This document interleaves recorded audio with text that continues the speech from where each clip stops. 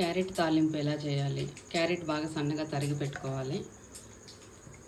ఉద్దిపప్పు, ఆవాలు, ఎండుమిర్చి, ఆవాలు వేసుకోవాలి. ఆనియన్ వేసుకొని బాగా కలబెట్టుకోవాలి. ఇలా లైట్గా వేగినప్పుడే ఈ క్యారెట్ ముక్కలు వేసుకోవాలి.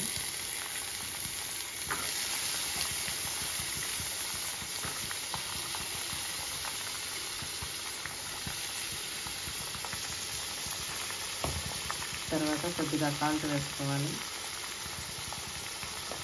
బాగా వేయించాలి. బాగా వేగిన తర్వాత 1 స్పూన్ మిరప్పొడి, ఒక 4 స్పూన్లు పప్పుల పొడి వేసి